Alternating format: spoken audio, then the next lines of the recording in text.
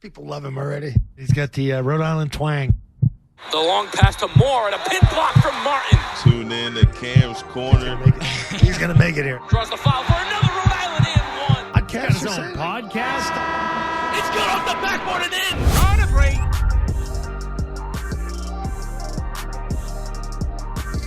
break. And we are back, guys. Welcome back to another episode of Cam's Corner. Today, joining me, one of the sports directors for ABC 6 News in Rhode Island. It's Ian Steele. Ian, thank you so much for joining me.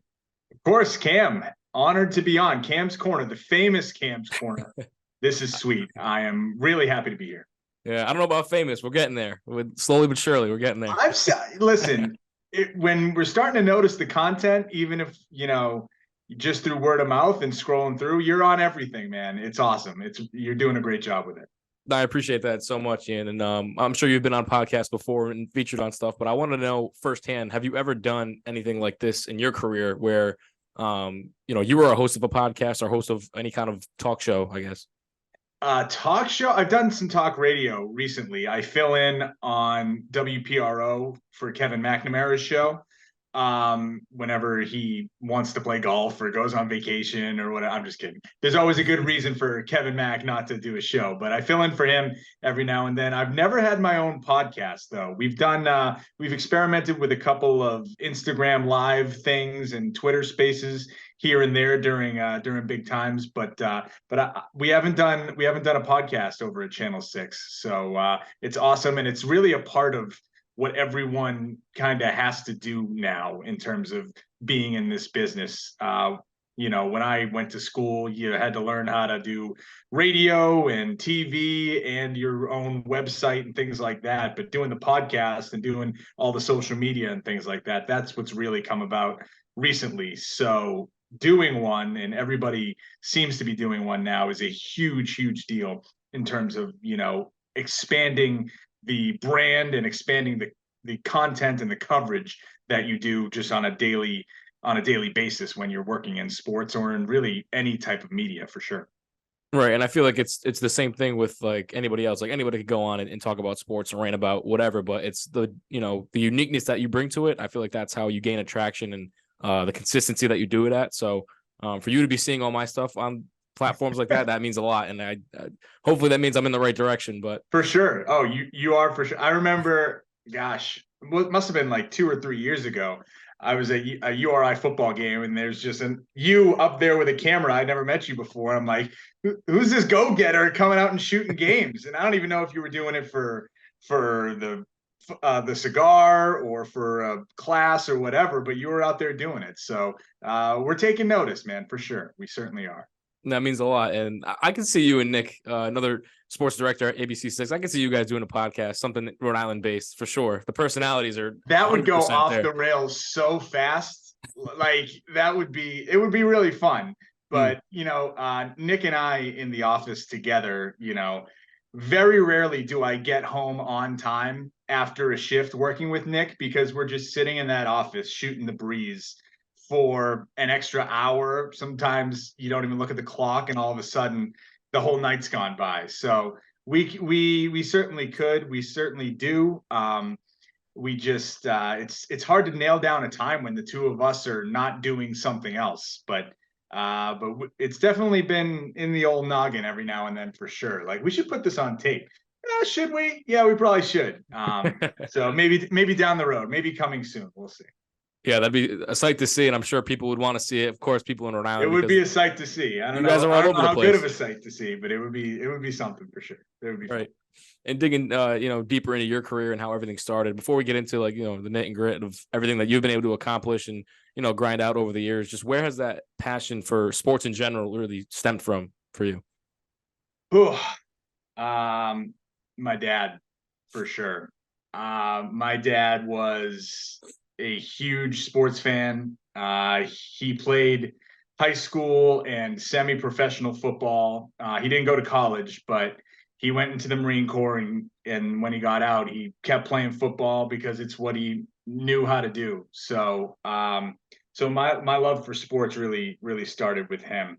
And he played baseball and softball with all of his buddies into his 30s. And by the time I came along, he would, when I was a kid, he would just be like, I would be on his shoulder and there's pictures of the Patriots game on or the Red Sox game on. And I'm constantly sitting there with him, just taking it all in at the time. And that has grown into an undying passion for sports that I got from him.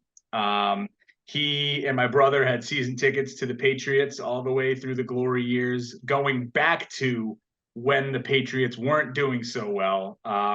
They would say that, they sat on those metal bleachers at the old Foxborough Stadium to watch the team maybe win 2 games a year every now and then. And then they kept them all the way through the Tom Brady and Bill Belichick era. So they saw a lot of really, really, it brought my family together in a huge way in terms of what sports does. And I think that's what it does for all of us, for every fan. You could, when you go to a game, right, you're there with thousands of people who have something in common with you.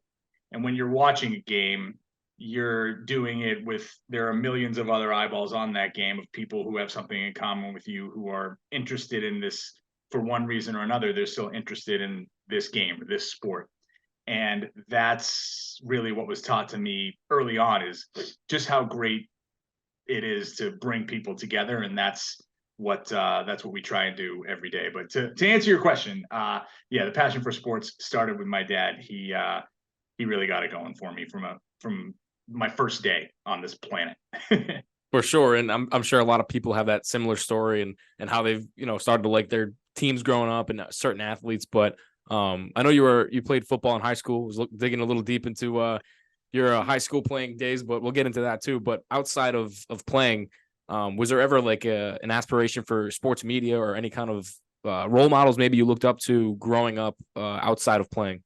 So it's funny, this goes back to family again. When I was, I don't know, middle school or high school, my brother told me the story about how he would be the PA announcer for his college's football games. He would be up in the booth and he'd, tackle made by Cam Simone, 3rd down and 5 from the 45, and he would do that. And I thought, and every time I think back, I'm like, that's really cool. Like, you can just go and do that and spend your time doing that. And maybe, wasn't thinking about making a living off of it or making money off of it, but it's a cool way to spend time and work on a game without necessarily playing it. So that was my first kind of introduction to it. And then just growing up watching and listening to all of the great broadcasters that we've had around here. I grew up in Massachusetts, so watching, all of the Boston TV stations, watching the news at night and watching the sportscasts there, and some of the legends that have recently retired, guys like Mike Lynch and Bob Halloran on Channel 5, and even guys who are still, and girls who are still doing it now.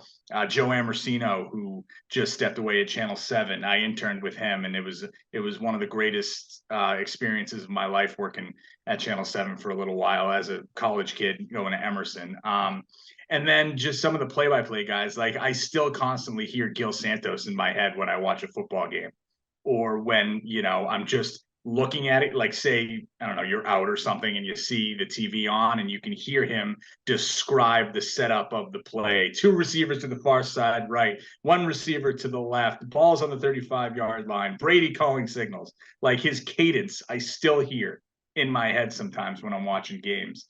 And so just growing up around here, New England sports is pretty much in everyone's blood, a lot of people's blood. You are brought into it right from the get-go. So just having influences like that, really from the start, and taking it all in, and now kind of using all of that experience and those inspirations and kind of molding it all together are things that I still think about to this day, and why I do some of the things that I do and where I may have picked up on it from, for sure. Yeah, for sure. And getting into like bouncing off of the question of back in your high school days, again, on ABC6, I've seen a little bit of you played all 4 years high school football. Yep. And your final year, you guys, all 4 years you got to the championship. Your 4th final year you play at Gillette Stadium, you finally get crowned that ring.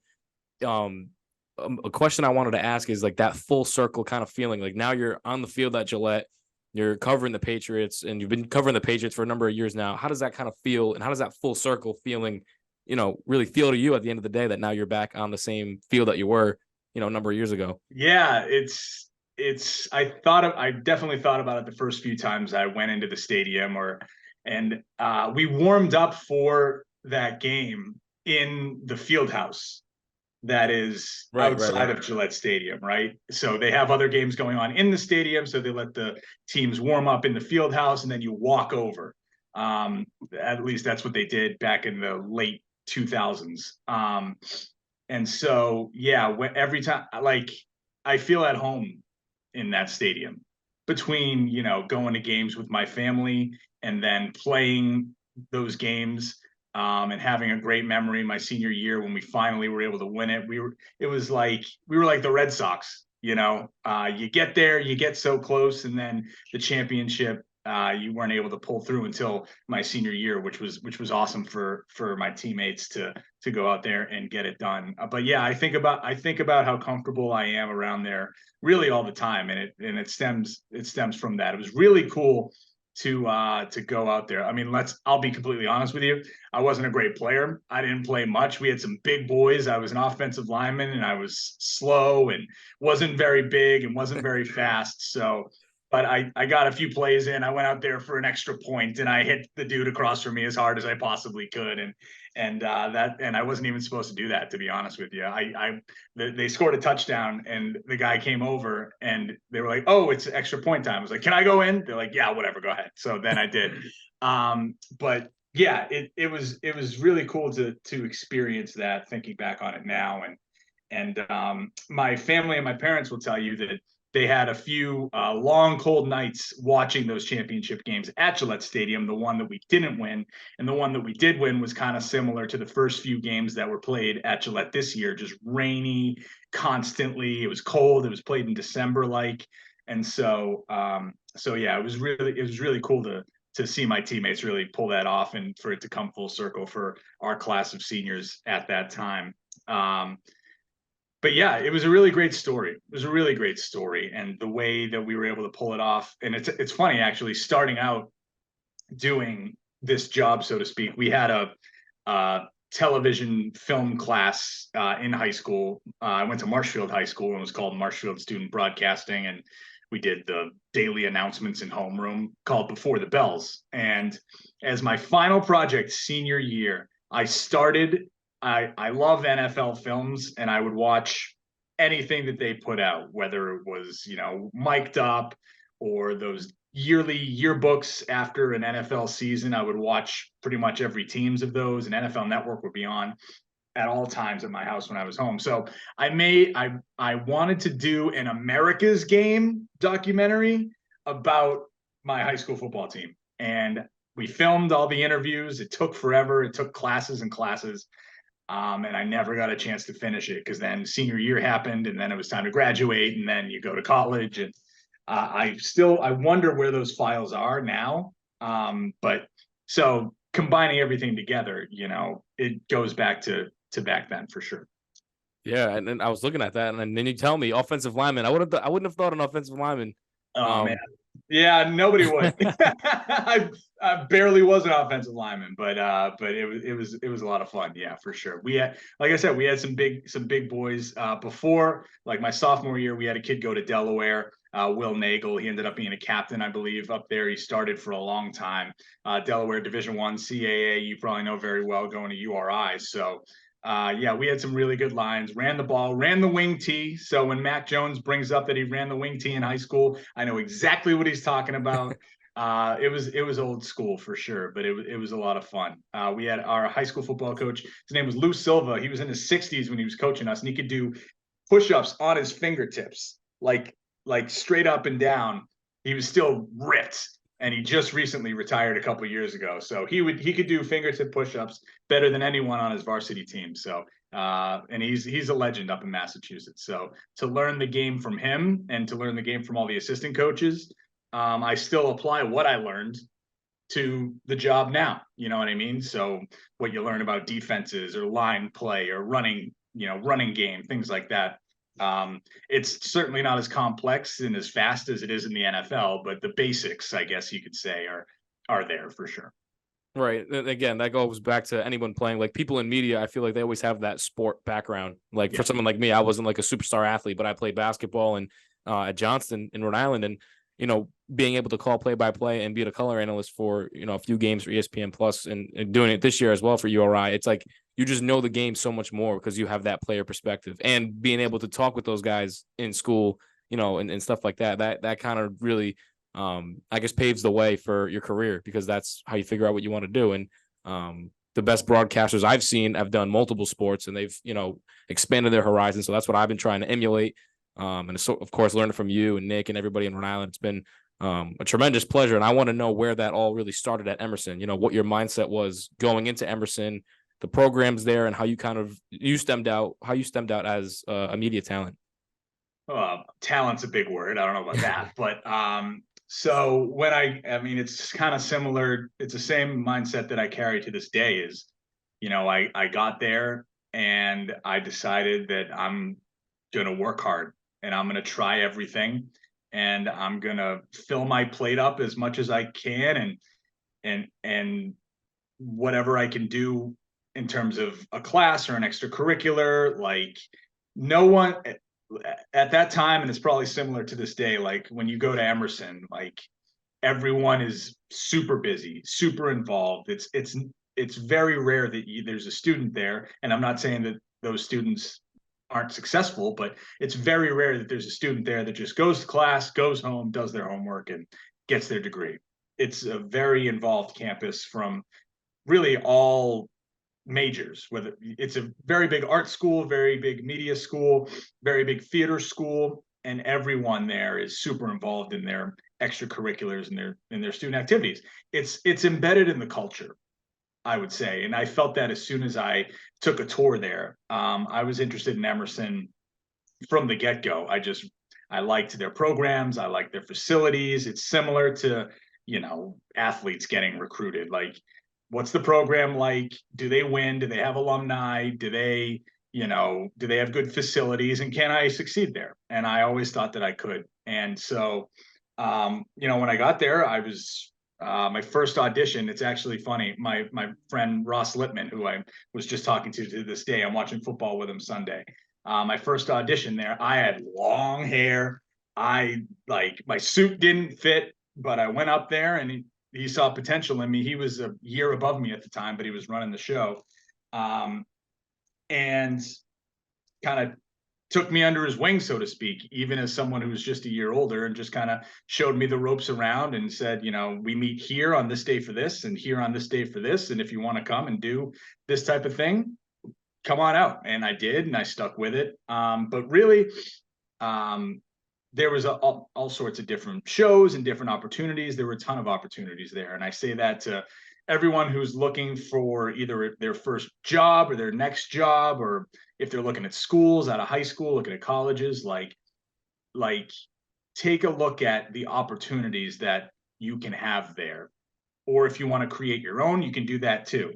Because, Providence College doesn't have a broadcasting program, but we get a lot of interns from Providence that make their own major and want to do sports media. So that's an opportunity there that you can look into as an example around here. So I say that to everybody, like, just go where the opportunities are. And when you get one, do your best to hang on to it. So that's what I did from my very first day. And it was all over. It was the culture there. And I just kind of did my part while I was there. Yeah, and not only for media, but just for everybody that I've been able to talk to in general, athletes, coaches, everybody under the sports media or sports world in general have always said that connections is huge no matter where you go. The people that can open doors for you, and the work that you put in will emulate that as well. So I guess during your time at Emerson, just name some, internships that you had, the people that helped you like pave the way for your career, and just that really prepared you for that next step when you got your first job. Yeah, for sure. The main internship that I did, like I mentioned, was at Channel 7 in Boston. Joe Amorcino was the sports director there. Kuhn Lamb was the main sports executive producer. He's still there. Alex Dembo was a producer there. He's still there. I worked with Greg Glass, the photographer, the sports photographer. I see him pretty much every day up in Foxborough now. So, those connections I still have to this day, and they taught me the way. I did a lot of producing, logged games for them, like wrote a little bit, and they trusted me, and that was the biggest thing. Is when I bring interns around, and they meet Greg Glass, the photographer. He always said, you never had to worry about Ian, which I really appreciate him saying that, because he's super talented and he's been in the business a long time. And when I was in college, he trusted me to like sit up in the press box at Fenway Park and not, break anything or represent the station in a poor way as a college kid intern during the summer. So the things I learned there, I still carry to this day: how to produce and what makes good television, and what's important and what's not, what's exciting, and how to conduct interviews. I was at Patriots training camp and interviewing guys there, things like that. And I developed their trust, which is something that I take very seriously in every job. And I've had similar experiences from that to my first job in Texas to now. But another opportunity that I had while I was at Emerson, it was really cool. So Nick Coit went there, first of all, and he was a couple years older than me. So we did a sports debate show, kind of similar to First Take, called Unsportsmanlike Conduct, where we would debate the hot topics of the day and the host would give points out. And we did an alumni show, and Nick came back and did the show. He was a panelist and I hosted the show. So that was the first time I ever met Nick, and he was hilarious and he crushed it. So creative in how he presented his points. He brought props, he brought wigs, he dressed up. He was Nick. He was his goofy self. He was his authentic self. But I was like, this guy's a riot. Like, and then we got lunch after, and then a few years later, the job opened up. So those types of extracurricular things, that's how I met Nick. And then we did we had a program called WEBN, which was basically a weekly newscast, and we did a Sports Center type show. It was on Friday nights. So first of all, if you're a sports person, you're interested in doing sports, you have to stay in the studio on a Friday night from the hours of 8 to 10 o'clock at night on a Friday. A lot of college kids aren't going to give up their Friday nights to go and produce a Sports Center type show, WEBN Sports. But we had a huge crew. A lot of people came out for it because they were equally as passionate for it. And that stemmed from the advisor for WEBN at the time. Her name was Marcia Della Justina, Dr. Marcia Della Justina. She just recently passed away, so I want to make sure to shout her out. And she is really the godmother of the Emerson journalism department. She called us all her kids when we graduated, and when we went off, she helped us all really get our first jobs, wrote recommendation letters. She was tough, but she was fair, and her connections turned into our connections, which I am eternally grateful for her. One thing that she was a huge baseball fan. So every year during spring break, another form of dedication that you kind of have to show, during spring break, a group of sports journalism students would go to spring training and cover Major League Baseball for spring break for a week. And I went twice, and that kind of showed me how, and this was my junior and senior year before I really focused on internships. So you go out there and they throw you out there with the local media who cover the teams and some national media, things like that. And you kind of learn how to do the daily job and how to turn over stories on a daily basis. And then we put together a 30-minute special at the end of the week, and we filmed all the stuff for that. And it taught you about, delegating your time and story subjects and all the things you have to put into it. But that was a great opportunity for us to go literally to the big leagues while we were in college and cover professional sports. And it wasn't just the Red Sox or the Yankees, which we were familiar with being from New England. It was the entire Grapefruit League. So we would have to rent cars and drive halfway across Florida to go to the Blue Jays facility, and then the next day, and then come back to the hotel and turn around our story. And the next day, go to the Detroit Tigers, and then the next day, go here. So, and that's something we do on a daily basis. We're going down to URI 1 minute, and then we're up in Foxborough the next minute. You did that during your internship, and you've seen how we do it. So it really just throws you into the fire to see, or throws you into the deep end to see if you can sink or swim. And it's trial by fire. And those are some great opportunities that I was able to get just simply from picking a school. And Emerson's not the only one. There's a ton of them out there. URI's done a great job of this now too, is just picking a school that has those opportunities available for students to really hone their craft. For sure. And I went to Rick my first 2 years in college. And for those that don't know, Rhode Island, I mean, I speak a lot about it on the show, but Rhode Island College is a Division III school all around for all sports. So those programs aren't really as advertised as URI's is, of course, because URI is an A10 school, Division I school for all sports. So it's more exposure, not only to the athletes, but to the students that want to cover it. They have media availability. They have, broadcasting opportunities. They can do student ran radio things, the Cigar, the student ran newspaper. There's so much that you can involve yourself in. And I feel like that jump for me personally just helped like a tremendous amount. Like I made so many connections over that summer alone than I did the first 2 years at Rick. So just going back to that point, like the connections and everything just kind of comes full circle when it's time to have that first real opportunity in the real world. So your first opportunity was in Texas. You spent about 3 years there, and then coming back to New England, covering the Patriots and everything that you're doing now at ABC6. But I guess that adjustment period, going far away from home at first, and then finally coming back. So I guess kind of start me off and run me through what that was like first going out there, and then finally coming back, and now long behold, doing what you do now. Yeah. So I just talked about all the great stuff I was able to do in college. And then once you graduate, it's time to start applying for jobs, and the real world hits you. And it took me a while to get that first job, to get that first opportunity. I completely ripped apart my reel and put together a new one, as I was applying, because the phone wasn't ringing. It took me I started my first job on Halloween night, I believe. So, you graduate in May, June, July, August, September. Everyone's already starting their first jobs, and all your friends and things like that. And I was at Starbucks, emailing news directors and sending out tapes, and just spending my day that way. So it took a little bit of time, but once that opportunity came, and this is another thing that I learned from Dr. Marcia Della Justina, God rest her soul, is when you get that first offer, just go. Take it. Just go for it. Just take the leap of faith. And again, see if you can sink or swim in the deep end. And that's what I did. Chris Thomason, the sports director at KIII in Corpus Christi, Texas, called me, liked my stuff.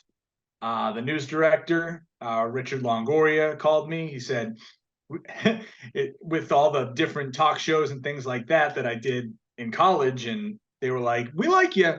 Some of your stuff's a little off the wall.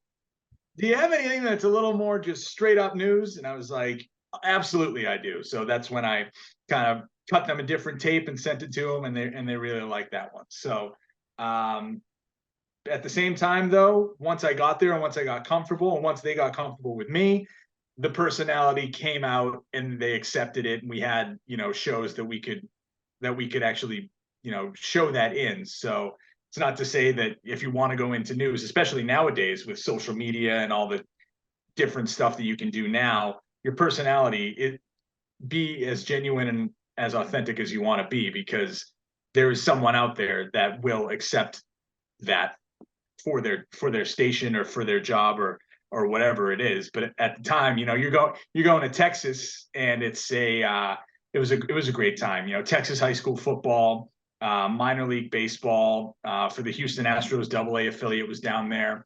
We had a Division I college basketball program, and Division I, school, and a Division II school that had college football. The other one didn't have football.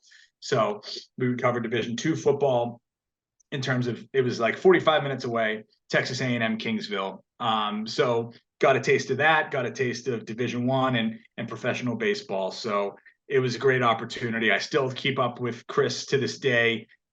He just got promoted to sports director at that time. Dan McReynolds retired, so that opened up the opportunity for the job to be posted. The great ones only come open when someone retires, because the same thing happened up here in Providence when Ken Bell retired. So it's funny how that works out. But really great time. And yeah, being away from home, very different, very difficult, but I knew that was something that I was going to have to do in order to take this career. You know, nothing comes without sacrifice. And that's something that I learned early on in doing this. I'm not going to get to Boston my first job out of school if being an on-air TV sports reporter was something that I wanted to do. It takes time, it takes effort. You have to take the steps, and you have to commit 100% every day. And that's what I did. And so I dove headfirst, and I embraced the culture down there, and I got to learn all the different schools and the different rivalries, and it was great. Corpus Christi is basically like 2-3 miles north of the Mexican border. So it's warm. It's on the Gulf Coast, Gulf of Mexico. It's different from, my hometown in Marshfield, Massachusetts. They play baseball all year round. It's nice. And the high school baseball down there is super, super competitive in terms of that little section of Texas. And then, the high school football in the state, the Patriots are playing at Cowboy Stadium this week. And I was just thinking back to when I went to Cowboy Stadium to cover state championship football. It is a huge deal down there. It's a lot of fun, and it teaches you the importance of local news and how important what you cover is to the community. Every night we could go on air on Channel 6 and tell you about the Damian Lillard trade, and we can tell you about what's going on in the NFL and the NBA and all the national stuff. We could do that, but our local audience will resonate with, URI, PC, the Patriots, the Bruins, things like that, and the Providence Bruins, and not local high schools and the high school football around here, because they might know someone on those teams, or they might have tickets to a game down the road that they're interested in knowing what they're going to see. And that stuff, especially on those hyper local level, the high school level, things like that, the passion down in Texas was unbelievable. And it's like that in a lot of different places. The passion for the teams, along with the talent that was on the field, you put those two things together, and it's really unbelievable. So that first job was crazy. There was a high school playoff game that they played at the professional stadium there. And I think it still holds the record for attendance for a high school baseball game.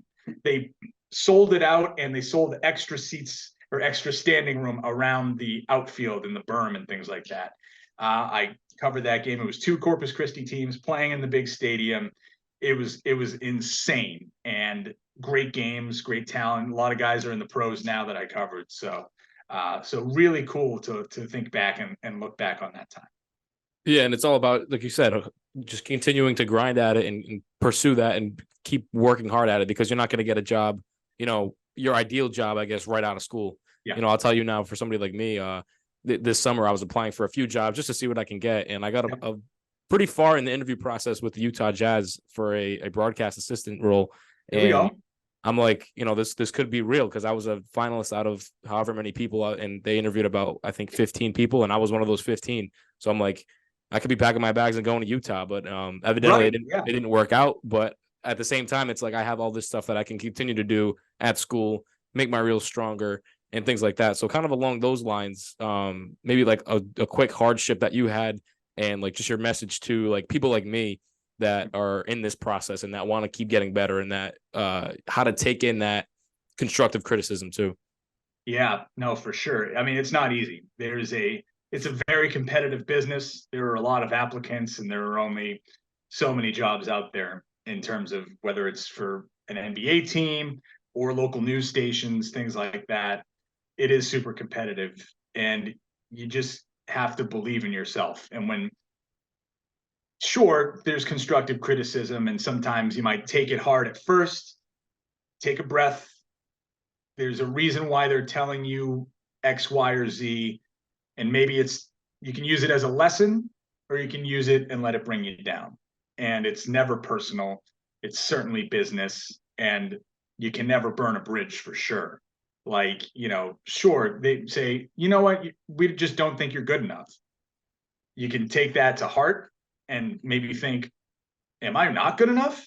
Or you can flip it and say, I'm not good enough for this job right now, but down the road, if I continue to work at it, I can be. And maybe they're not good enough is someone else's you're perfect for us. You know what I mean? So, but yeah, I was there. Took me, like I said, a couple months to get my first job, and wasn't sure what I was going to do, and maybe thought every now and then about doing something else. But at the same time, I know, and I want everyone else who might be listening this to think that, you are doing this for a reason, and it's because it's your passion. It's a labor of love for sure. And there is nothing that gives me the feeling of when you put together a great story, or when, people recognize your work as doing a great job. Not necessarily, that's not why you do it, but when it does happen, that's the feeling that you get. Or when Nick would come up to me and say, great job today. That's a great story. That's why we have you here. You know what I mean? Or your news director, or a peer, someone you trust. And I say this to everybody. Sure, everyone's going to have an opinion, especially with social media and things like that, but never take criticism to heart, not to heart, but never take it personally from someone you wouldn't take advice from. Right. You know what I mean? Don't take criticism from someone that you wouldn't take advice from. You know what I mean? I think that might be able to soften the blow a little bit if it is out there. But everyone goes through hard times, even when you get the job. There might be things that pop up. Your live shot might not go up, or you might mess up here or there, and these things happen. It happens in every single walk of life, and no one in this business or other businesses are perfect 100% of the time. But you got to be good with you first and foremost. And if you keep that up, and you go back to the reason of, I do this because I love it and because I know I can, that'll take you farther than anyone who has a negative comment in the comments will take you. For sure. And we're coming down in our last few minutes here. I just want to, again, like I said before, a ton of times, Ian, I appreciate you for hopping on and taking the time throughout your busy schedule. Just one last question before we end off. What'd you think of Cam's Corner, and your most memorable and your favorite moment in your entire career? Quick, go. Ooh, what I think of Cam's Corner, you do a great job, man. You ask all the right questions. I love being on. Anytime you need to do this again, would love to do it. The production value, like I said, seeing everything that you post, you're doing a great job with this. So really appreciate you having me on. I love the backdrop, all that stuff. So what do we have over here? Is that your jersey over there? What is this? This is obviously Kobe. This is my flag, and this is a signed Ray Bork jersey from the sports hub that I got when I met him. One of my first few weeks there, so that was pretty cool. That's the good stuff, right? And this right here, this is Ed Lee autograph, first Ed Lee autograph ever. Shout out to Ed Lee, man. He was great to work with. He's a great guy. He was really fun covering him. And my best career moment, I would have to say, like I said, every day that I get to walk into that sports office and work with Nick Coit, who I seriously consider one of my best friends. We've worked together for over 6 years now. I've worked with him longer than he worked with Ken Bell, which is saying something, because Ken is an absolute legend in this area. So to have the camaraderie that we have on a daily basis, I have a favorite moment every time I get to walk into that office and work with him. There are, the big games, covered 2 Super Bowls, a World Series, Stanley Cup final, NBA final. So those certainly stick out. Covered a Sweet 16 that my friends actually flew out to also enjoy at the same time, which was really cool. When Providence went to Chicago, that was a lot of fun. There are so many just great ones, but I will say, like, my favorite types of stories or moments are the ones where the guys that we've known for a long time from when they were young make it, like seeing guy like Kwity Paye get drafted in the first round, and then when he comes back to New England, we see his family in the stands, and we see him after the game, and just how full circle. That's a term that we've brought up a lot on this show. The full circle moments, and to see their hard work pay off in that way, it's inspirational. Those are the inspirational stories that we've had a lot of them come through here, which is unbelievable to say. But guys like Kwity and David Duke Jr. and Cole Swider and those guys who have worked their whole lives for a common goal, or for that one goal, and to see them actually get it done. Those are the best stories. And from an individual standpoint, with those guys and with the teams as a whole that we get to know and build relationships with, those are the ones that stick out to me for sure. And another one of my favorite things, and it's good that we have you on here, that I'm on with you, is seeing, all the young pups, all you youngins get your opportunities, and to kind of take the torch and run with it afterwards, once you guys get your opportunities, because we've seen a lot of them, especially recently. There's a lot of great talent around here, and you are at the front of the pack, my friend. So seeing you guys have so much success really makes me proud. And, guys like Sam Knox, who is working at Channel 12, he was an intern with us. We could go on and on, seeing, that there's an impact beyond just what we're doing, and that it's spreading from a personal standpoint in this type of business. That means the world. That means the world for sure. And that means the world to me to hear someone like you say that about myself. You're on your way, dude. You are. I appreciate that. I don't think I've ever personally thanked you for coming to the documentary too, and being able to premiere that on the news. So I wanted to thank you for that too. And I wanted to know if you ended up watching the full thing, and what'd you think too. I did. You did a great job. Great job. The interviews were really, really powerful. And for you to take all that time to put that together, I don't think it was for a class. It was just out of just a passion project. I could really tell how much it meant to you, how much Coach Missoula meant to that community. And I know the family really, really appreciated it, just from the few conversations that I've had with them ever since. You did an outstanding job with that. And if you keep that up, I mean, you'll be hanging trophies behind Cam's corner, right next to that jersey, right above that backdrop. Yeah, my dad made a few plaques from the newspaper articles that went out, and I'm like, even though this isn't like a gift from it was a gift from him, but it's just cool to see that, just come out. I had that vision. I did it, and it took probably 7 to 8 months to get those interviews in. And then once I got everything in, once I finally talked to Joe, because of course he was my last interview, because that guy's all over the map. But he capped everything off, and I had a good 3-week span to just put everything together. The day finally came, and they plugged it on the Sports Hub, and they talked to Joe on the Sports Hub about it. I was just like, this is just happening so quick, and I feel like that's what it's going to be like after school. But I just appreciate all your help, everyone's help that's been helping me in this sports media realm and world, and everyone that watches Camp's Corner, comment, subscribe. You guys have been helping me out as well too. So just stay tuned for the next episode of Camp's Corner. Ian, one more time, thank you so much for joining me. Of course. Thank you for having me, Cam. Really appreciate it. On a break.